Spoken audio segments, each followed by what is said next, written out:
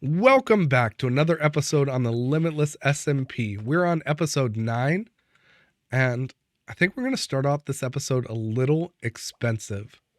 You can see I've got some netherite ingots in my inventory. I've also got some smithing templates, and we're going to make the most expensive armor that you possibly can. Because the silence ones, they're pretty rare, first of all.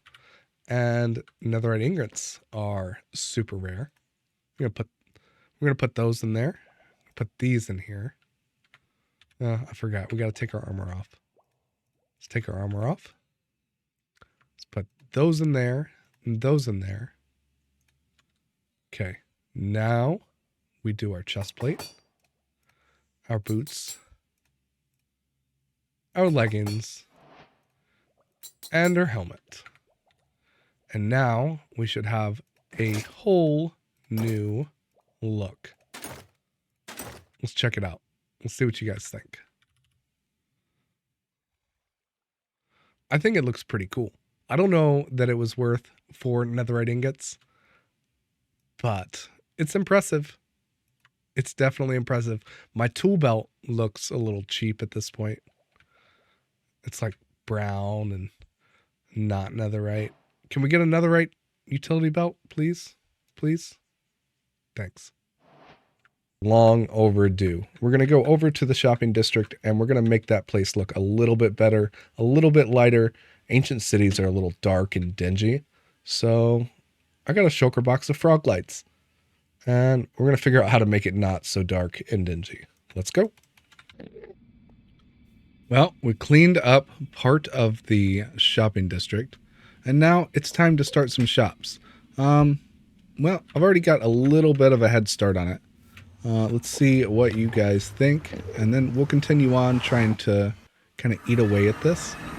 And right over here, I've kind of got the skeleton of some shops set up. And I'm using these Unicode symbols. And then some glow ink and that kind of thing. And I think this is probably the most finished one over here. We're going to plan to sell lights over here. And more Unicode and then some lights. And I think we're going to have streaks of light kind of everywhere in these. Kind of like a cyberpunk type style. I asked AI to show me a picture of cyberpunk. And I'll put that up on the screen right here. And that's kind of what we're going to model this after. It's going to be a little messy inside, but lots of things are going to be sold. And I think it's going to look really cool, like a cyberpunk strip mall right here on the side. And yeah, hopefully we'll make some good sales. Well, we've made a lot of progress here at the shopping district. We've got walls actually in for these builds, and there's going to be some changes. Like, I'm not impressed with the walls where they touch, where they jut out like that. They're probably going to stay for the back walls, but I'm probably going to figure out something different for the side walls. So this one is just about done. And you can see we use the Unicode for the signs for wood, and then redstone, iron we plan to sell here. I think this one is going to be trial chamber loot, and then light blocks. So I think I've got the insides figured out. Again, the walls are going to have to change just a little bit on the insides, and just some finishing up touches to get these things ready to be able to sell. And I like these little whimsical staircases, and some of them have ladders, but we'll work on that. And I'm going to be streaming tonight, so we're going to be putting in a lot more work. So expect the next clip to have quite a lot of progress. We're going to kind of get the interiors fleshed out. Lemon's going to come over and give me a hand. We're going to make this place look crowded and kind of cyberpunky, bright but crowded, kind of like you would see in like an Asian city like Tokyo or Hong Kong or Cyberpunk 2077, something like that. And we're going to try to make this look as close to that as we can in Minecraft. And I think it's going to come out great. But yeah, lots more work to do. We're going to get it done on a stream here just shortly. I'll be starting here in about an hour. And yeah, I'll bring you back when we've got even more progress and hopefully some stock in these shops. The shops we've been working on are basically done. The stream went really well. We got a lot of interiors done. Lemon worked on this one. We added some antennas and satellite dish looking things on top. And like I said, he handled the interior of the wood shop here. And I'll let him show that off on his video, so you'll have to go check him out too. But we finished the redstone one. That was the one we worked on the hardest during the stream. And we've got some player heads and kind of some rails going on. And I want these builds to have to be, oh, we've already got some sales, to kind of be explored. I want people to have to walk around these crowded areas and kind of look in barrels and find where things are for sale. Oh, we made a lot of sales here. All right. And then we did an upstairs to this as well, where we've got our pistons and sticky pistons and target blocks and note blocks. And I made a couple of little fun adjustments where you can kind of go in between the tops of buildings. Little parkour kind of areas. This one's the trial one. This is the one Lemon's going to handle. And then this one is our iron shop. So there's nothing for sale up here yet, but we do have iron for sale down at the bottom. And again, I want people to have to kind of walk through and explore these areas. So we've made some sales there as well. And then one more we've kind of been working on is the light shop. And I've added these signs with these almost equal signs on here with the cyan glowing lights. And I think they look really cool.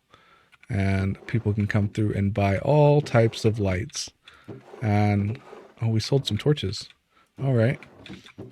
But the only lights we are not selling are frog lights, because there's already a shop for those. But we have an upstairs to this one as well, where we're selling some other stuff. We've got soul lanterns and soul torches and end rods, lots and lots of cool stuff. And I think these builds turned out awesome, and they look even better with shaders. I think that looks amazing. It looks amazing. I love it so much. We've made some additional improvements here in the shopping district, and we've made a few more shops, or at least shells. Also, I forgot to mention this, but we had Sousa come over, and Sousa is working on a wonderful design for like the center of the shopping district, and it's gonna look amazing. It's already looking amazing. And I think he's got a little bit more to do, and then it'll be ready. But we added like a little alley between, like on the back sides of these shops. And we've added some shells for some shops here and cleared out all the structures of the ancient city and added a couple little shells. Anyway, Lemon has taken this over and made it his bamboo shop. And I've taken this one over and made it our bamboo shop. Or not bamboo, barter. Barter. That's what that says. Okay.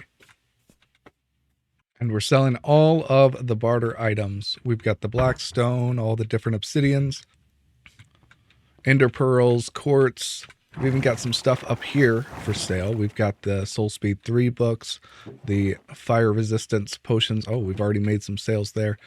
Soul sand and string. But everything is for sale. And I hope people make use of this, all of these shops that we've created, and maybe we'll even rent out some of these other ones and put some more templates behind us. But it's time to switch gears. It's time to get back to farming, and I have a perfect project planned for us.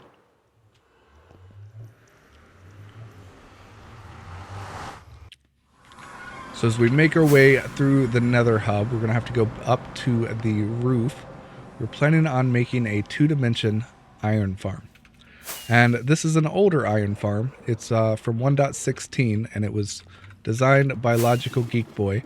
I'll have a link to his video in the description. I've used this type of system before, but never this exact one. But we're going to have 16 places for villagers to live. And there'll be 3 beds on each of these corner lights here. And in the center, we will have pillagers where you see these lights. And the pillagers will be unarmed, but they will be able to scare the villagers all the way around. They have a little bit longer of a scare reach than a zombie. So that way we can put the farms the perfect amount apart. and all of the golems are going to go through a portal into the overworld, into the same one wherever the center of this would come out to, and we'll collect all of the iron there, shulker load it, change it into iron blocks, actually switch that, we'll make it into blocks, then shulker load it, and we'll have lots and lots of iron. So this one is more than 16 times more efficient than the one that I have currently, because it's getting the golems out of the sight of the villagers immediately, and it's able to spawn one on each of the 4 corners every time. And it's going to be a lot of fun. But we're going to get right to building that right now.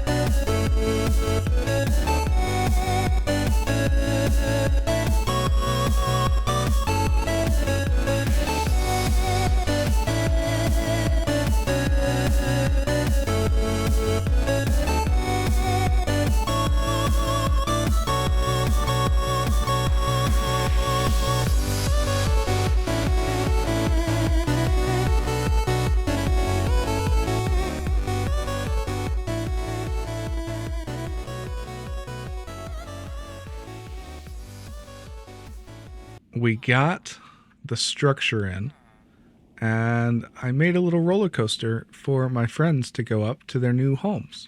And we have a couple friends that we're gonna send up there.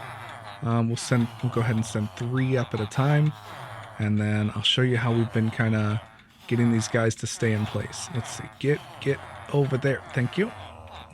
You're next. You're next. Come on. Come on. Rails make villagers so much easier to deal with. Alright, let's go up and catch the first one.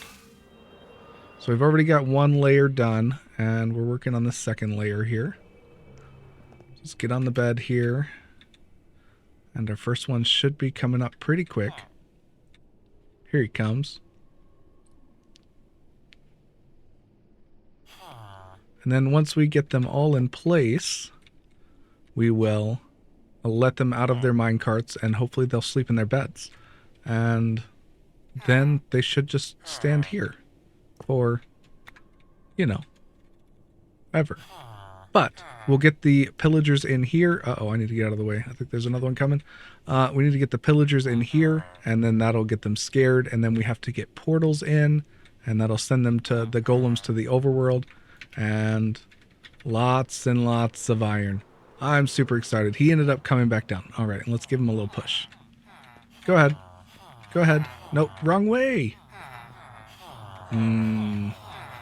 Well, rails make them easier, but not foolproof. Now it's time to let them find their beds, and it is nighttime in the overworld, so let's get them out of their carts. Let them find a bed. Then we can destroy all the blocks around so that there's no way, so there is no way for them to go anywhere else but the 1 block in the center. So let's take care of these. And villagers can sleep in the nether, unlike us.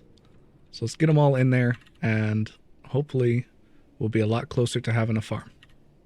All the villagers are in place. Now it's time to get the portals in. But as you can see, well, if I was in the right mode, there we go. As you can see, all the villagers are all standing on their blocks, and now we need a place for all the golems to spawn. So we're going to follow the same kind of thing we did with the beds and the on both sides. So we'll do red and lime, or red and black on one side and yellow and lime on the other. And hopefully Lemon will give me a hand with this. I think that'd be pretty cool. So let's see if we can get another time lapse, see if we can get him to give us a hand. No portals yet, but we did get some pillagers. And they're pacified. They don't even have a bow. They can't even hurt us. So that's great. These guys are going to go in the center to scare the villagers, and it's going to be great.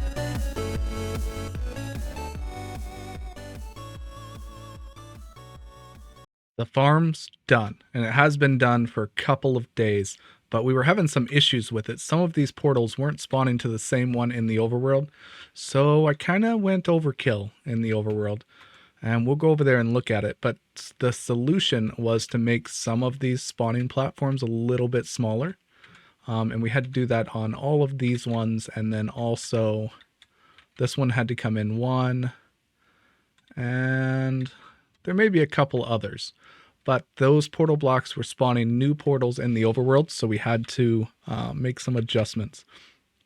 And I didn't record any of the overworld side of that, of this farm, but I went a little overboard on it, and you're about to see why.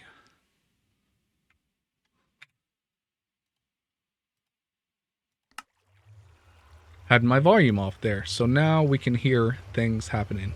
But again, like I said, I went a little overboard on the overworld side of this, and you're about to see it. So we have 4 tall portals. These are as big as you can do in vanilla Minecraft, about 21 blocks inside, 23 blocks for the obsidian, tall and wide. And they all spawn through the portals. And same concept as Logical Geek Boy, we have 2 blocks of water on this side. If they spawn on this edge, it'll push them into this one, and they'll fall down into the lava. I couldn't fly. Okay, well, that was fun. Well, I guess we'll just talk from free cam here. Let's make our way out.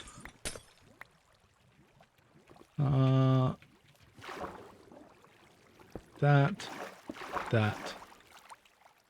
Well, I guess that's one way to get down, and this is the storage. So we have it all coming around, falls off of those platforms into these water channels down here, and over the sorter that gets crafted with my design crafter here into a shulker loader, not of my design, but about 2.5 days of AFK, and that's the amount of iron we get.